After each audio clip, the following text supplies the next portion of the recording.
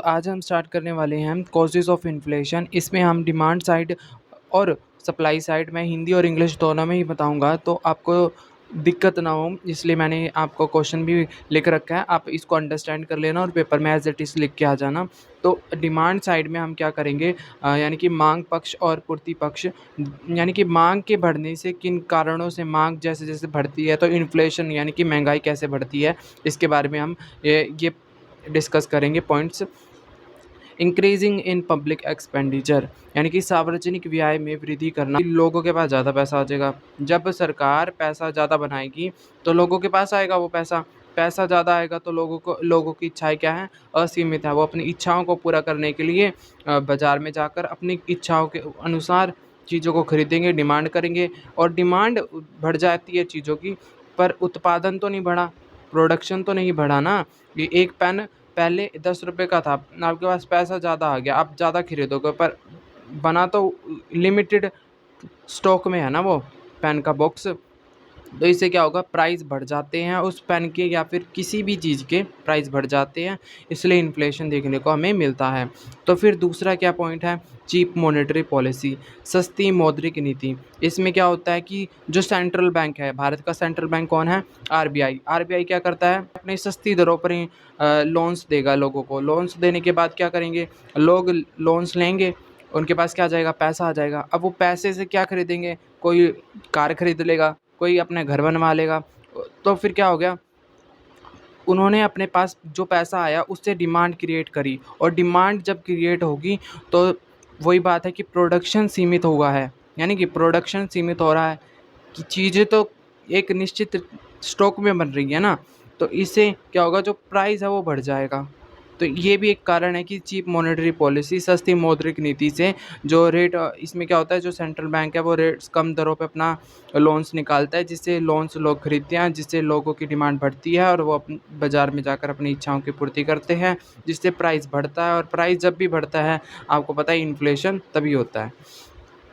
कोई वस्तु 10 रुपए की थी, आज वो 15 रुपए की होगी, तो वो इन्फ्लेशन यानी कि महंगाई के कारण ही हुई है। यानी कि उस वस्तु की जो कीमत है, उत्पादन क्षमता तो कम हुई है, पर डिमांड उसकी ज़्यादा बढ़ चुकी है। डेफिसिट फाइनेंसिंग, घाटे की वित्तीय अवस्था। तो इसमें क्या करती है सरकार, अपने खर्चे उनके पूरे, इसमें गवर्नमेंट खर्चे ज़्यादा करती है। कोई सरकारी चीज़ बना गया, पब्लिक एक्सपेंडिचर यानी कि स्कूल बना दिए, कॉलेजेस बना दिए, या फिर पब्लिक जैसे पार्क बना दिए, इन पे खर्च ज़्यादा कर देती है सड़कों पर। और उसकी इनकम, वहाँ से वो जो पैसा आना होता है वो आता नहीं है।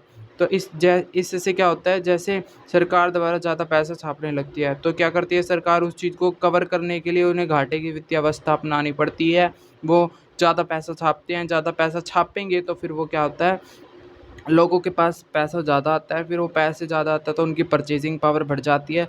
परचेजिंग पावर जब भी बढ़ती है तो लोग डिमांड करते हैं जाकर, और डिमांड जब भी बढ़ती है तो प्राइस बढ़ता है, और प्राइस बढ़ेगा तो इन्फ्लेशन। इंक्रीज इन डिस्पोंसरी इनकम, इसमें कुछ लोग क्या करते हैं, अपने गुड, कुछ लोगों की जो कंडीशन है वो बहुत अच्छी होती है, यानी कि उनका पैसा काफ़ी अच्छा आता है। जैसे कि कोई सरकारी नौकरी वाला व्यक्ति है, उसका पैसा ठीक आता है कि उसका खर्च अच्छा चल जाता है। तो उससे क्या होता है, उसके पास पैसा अच्छा है तो वो क्या करता है, अपनी स्टेबल यानी कि लाइफ और लिविंग ऑफ स्टैंडर्ड में वो क्या करेगा, लिविंग ऑफ स्टैंडर्ड में अच्छी-अच्छी चीज़ें, वस्तु खरीदेगा, क्योंकि उसको अपना सुधार भी तो करना है। कल वो एक कमरे में रहता था, अब उसके पास पैसा ज़्यादा आ गया तो वो बड़ा घर लेगा, तो उसके खर्चे बढ़ जाएँगे। तो इससे क्या होगा, दूसरे लोग भी उसकी कॉपी करते हैं।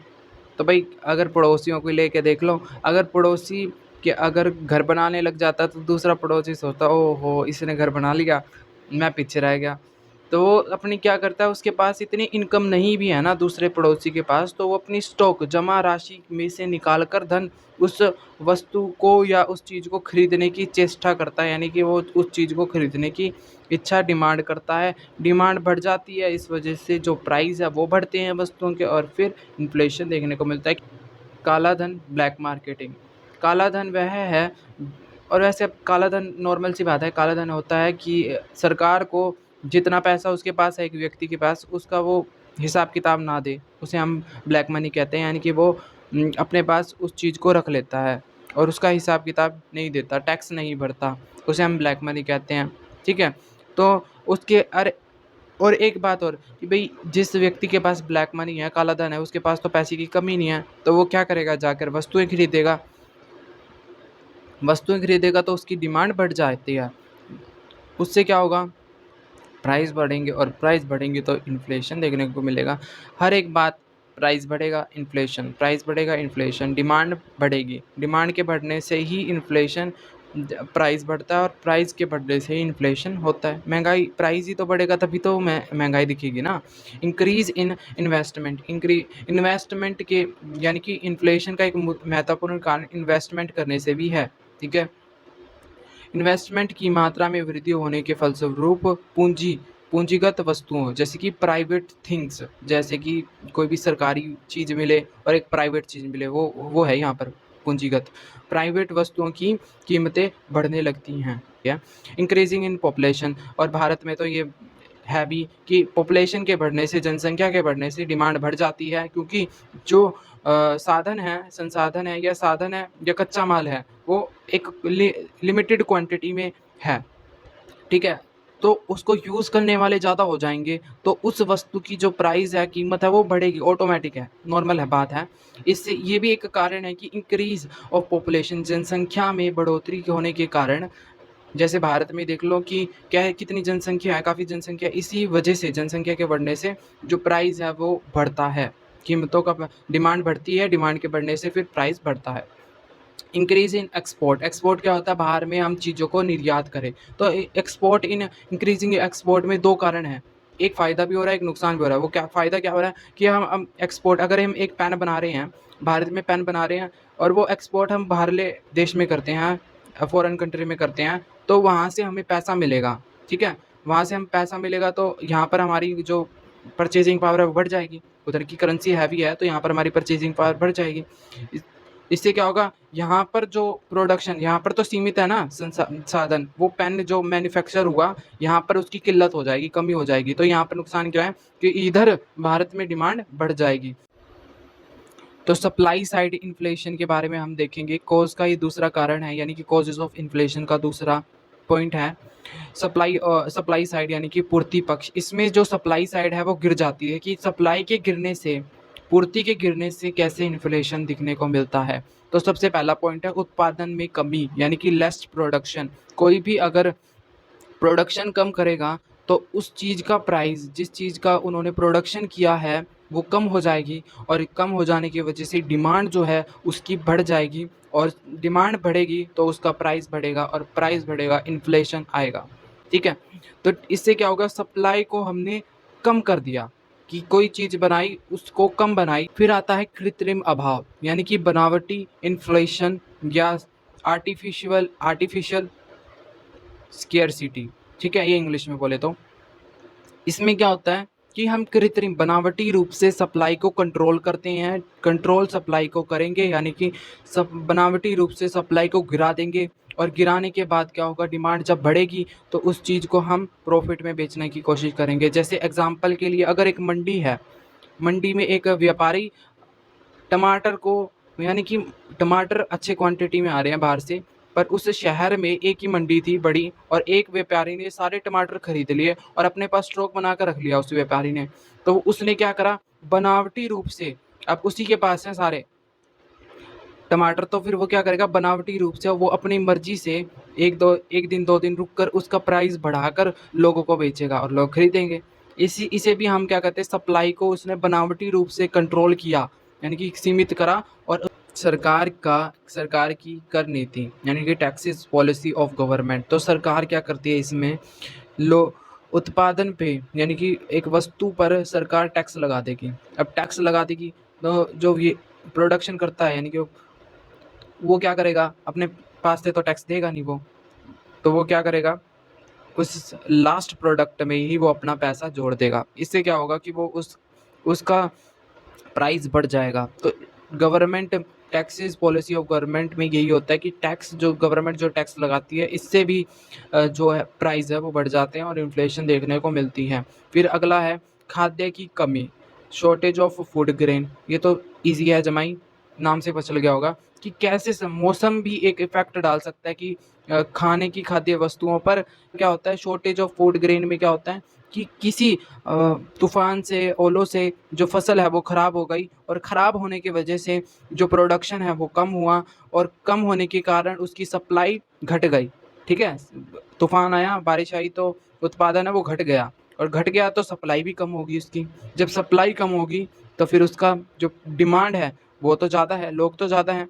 खाने की पूर्ति एक मौसम के कारण गिरी है, तो डिमांड पे तो उसका कोई प्रभाव नहीं पड़ा। डिमांड तो अपनी पूरे हाइक पे है, यानी कि वो तो माँग करेंगे। तो इससे क्या होगा कि सप्लाई कम हो गई, डिमांड ज़्यादा हो गई, तो प्राइस बढ़ जाएगा, ठीक है? लैक ऑफ रॉ मटेरियल, कच्चे माल की कमी। अब कोई भी उत्पादन है, प्रोडक्शन है, अगर हम एक पेन को ले लें या फिर एक चेयर को भी ले लें, तो उसमें भी क्या लगता है? कच्चा माल लगता है। हर एक चीज़ में कच्चा माल लगता है।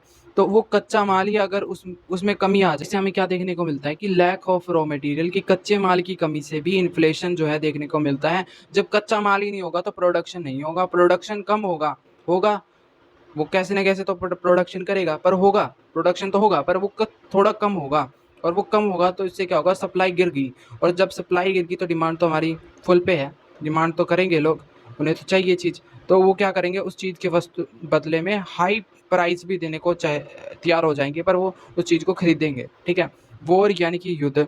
युद्ध आपको पता ही है कि युद्ध कितना खतरनाक होता है। युद्ध में हमेशा प्रोडक्शन खत्म हो जाता है, जो इंडस्ट्री है वो सब बंद हो जाती हैं। इस वजह से जो प्रोडक्शन है वो इतनी, जितना उन्हें करना होता है वस्तुओं का, वो नहीं कर पाते। प्रोडक्शन कम होता है, सप्लाई कम होती है, डिमांड बढ़ जाती है, डिमांड के बढ़ने से प्राइस बढ़ जाता है। टेक्निकल चेंज क्या हो गया? अभी मेरे पास एक फैक्ट्री थी, अब वो फैक्ट्री में मैंने अच्छा काम चल रहा था, ठीक ठाक थी वो फैक्ट्री में, जो मशीन लग रही थी वो सब काम, कपड़े अच्छे से बना देती थी।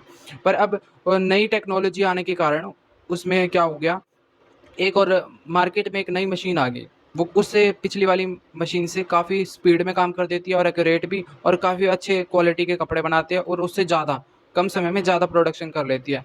तो इससे क्या होगा? मैं उस चीज़ को खरीद लूँगा, उस चीज़ को खरीदूँगा, अपनी फैक्ट्री में लगाऊँगा। फैक्ट्री में जब लगाऊँगा तो आप खुद सोच के देखो, वहाँ पर लेबर भी लग रही है। लेबर को मैं क्या करूँगा? पैसे दूँगा।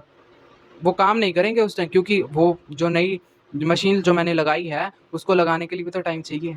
लगाएगा, लगाने के बाद लगाने के बाद जितना वो टाइम रहेगा, उस टाइम में मेरे को लोगों की तनख्वाह भी देनी है, तो वो तनख्वाह मैं अपने पास से तो दूँगा नहीं मैं।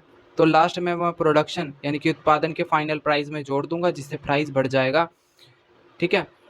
तो यानी कि फैक्ट्री बंद हो जाएगी ना 1-2 दिन के लिए, तो प्रोडक्शन घट जाएगा और उनको पैसे भी देने हैं, तो इतना सब कुछ मैं लास्ट वाले में ही जोड़ूँगा, फाइनल जो प्रोडक्ट बन के तैयार होएगा। तो इस चीज़ से भी, आप टेक्निकल चेंज से भी हम इन्फ्लेशन देखने को मिलते हैं।